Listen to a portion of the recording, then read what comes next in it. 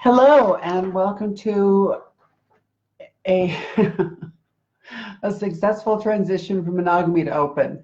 We're still talking about the 7 guidelines for great relationships and better communication. And today we're talking about number 3, which is communicate from integrity. There's several points that go with communicating from integrity. First of all, when your partner is right, admit it. Second is agree to stop penalizing each other for your honesty. And the third is agree to let each other get away with being honest with each other. And oftentimes people have a hard time admitting when they're wrong. The families you grew up in, sometimes you were punished if you were wrong. And so people grew up learning to not admit when they're wrong because somehow being wrong was seen as bad as opposed to the thing that we all do from time to time. We make mistakes. We're human. We're flawed beings. And being wrong is part of our learning process, and it's part of something we do all the time. And yet some people, even when they're blatantly wrong, have a hard time admitting it. So, you've got to be able to be honest with each other about when you're wrong. Otherwise, it can be highly destructive to your communication.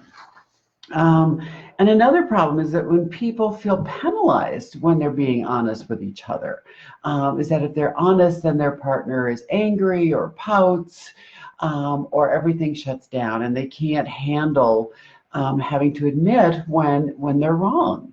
So a good example is, let's say your partner tried a new recipe and it didn't turn out exactly as planned.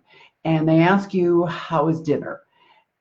How comfortable do you feel being truly honest about the fact that, this is really not the best meal, something didn't turn out right?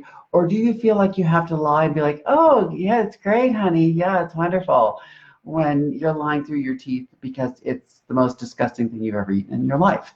Or even if it's not the most disgusting, it's not good, but you can't be honest about it. That causes a huge problem with your communication.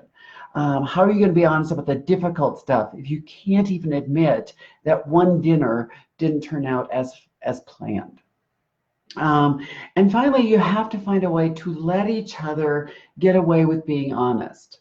Honest doesn't have to be cruel, it doesn't have to be vicious, it doesn't have to be attacking each other. It's just in a very kind, direct way, letting your partner know if they've done something, they've made a mistake, or they've done something wrong, or there are areas where they're not as strong as they are in other areas. There's nothing wrong with being able to admit that you're strong in some areas and less strong in others. We all have our strengths and we all have our areas where we struggle. And struggling is not a deficit. It's part of who we are as human beings. And we need to learn to accept that. So that's number 3, communicating from integrity. Tomorrow we're going to talk about number 4, which is share and explore differences with your partner. And then next week we will finish up with the last 2, as well as the last 2 days of finishing up the last final piece that kind of brings it all together. So that's all for today, and I will see you all tomorrow. Have a great day. Bye.